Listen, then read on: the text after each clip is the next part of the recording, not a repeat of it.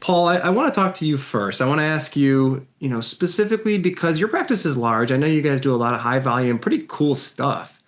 When you brought in the light adjustable lens, how did that go? Tell me the process about how you brought it in. Yeah, I mean, it was actually about a year or so of thinking about it and saying, is this worth it? Is it not? Is it worth it? Is it not? Type of thing. But when we finally brought it in, I'll tell you personally, I thought it was going to cannibalize a lot of my premium IOL market share in terms of, take away my multifocals, take away some torics, take away X, Y, and Z. But what I started to realize really early on when we started to bring it in, and one of the reasons why I brought it in was because it actually opened up a whole new category of premium options for patients where that they would have not had a premium option. Patients who, let's say, weren't great candidates for multifocals or really just cared about quality of vision more or less, or just nailing their distance vision.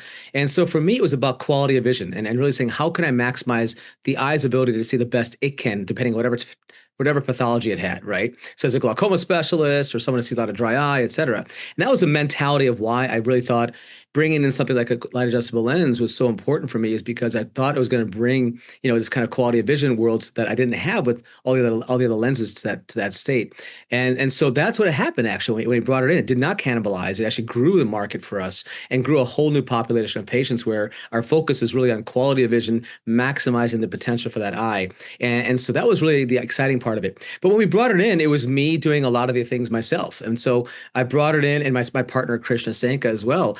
And so we, did the surgeries.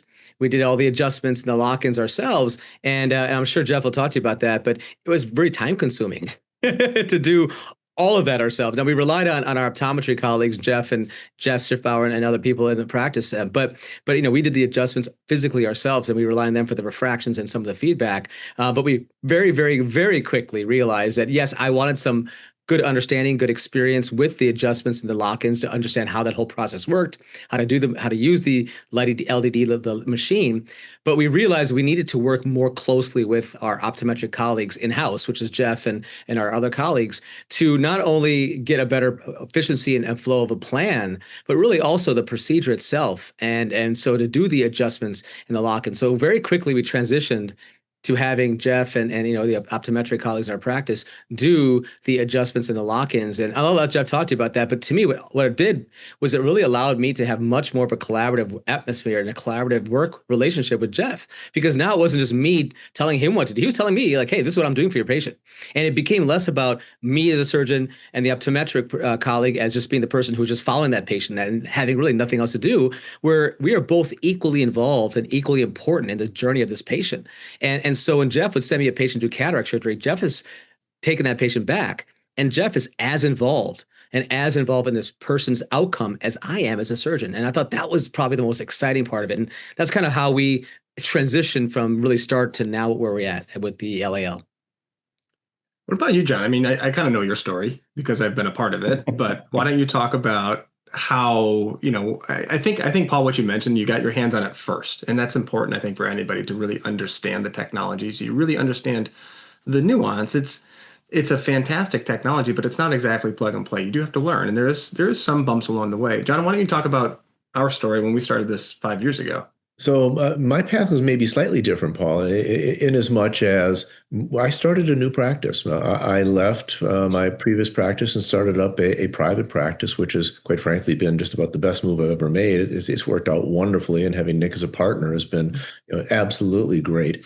And we decided to build, or I decided to build our practice around technology, as I've always been a part of.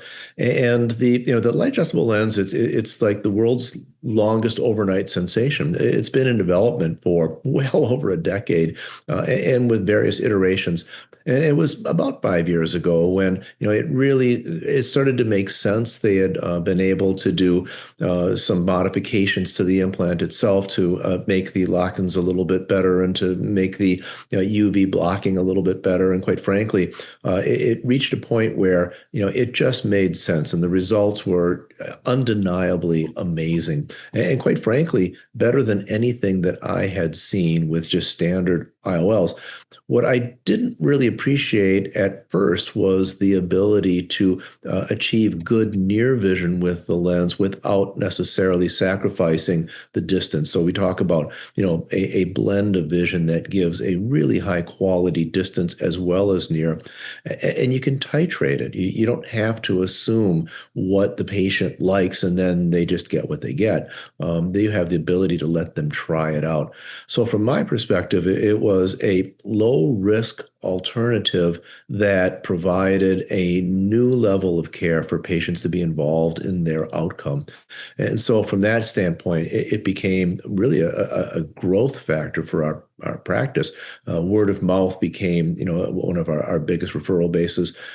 Patients who, we started taking care of some pilots, and the next thing you know, they start showing up and they really want tack sharp distance vision so they can land their planes at night with their families on board and not worry about depth perception, not worry about being able to spot another aircraft under visual flight rules at a distance with high closure speeds. I mean, all the things that we all understand as we want to see well, but some people are just absolutely, their life depends on it in some regards.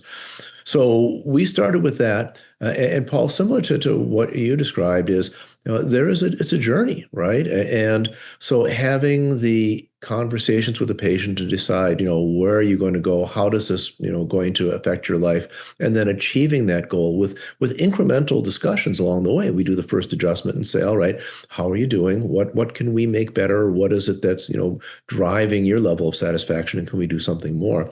And it became very clear to me that, it is not only time consuming, but quite frankly, Nick has been just a true partner and colleague.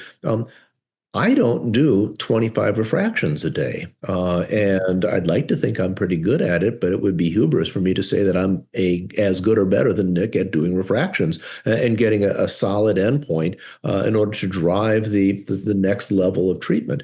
So it became such a clear collaborative effort that, all right, I'll get the implant in, we'll start the initial conversation, but how do we end up where the patient wants to be? And that's where, Nick has just shined. And quite frankly, it has been, I say, a team effort that really works so well. I mean, quite frankly, I couldn't imagine not having that level of support and that level of opportunity to make the patient's journey both smooth and get the best result.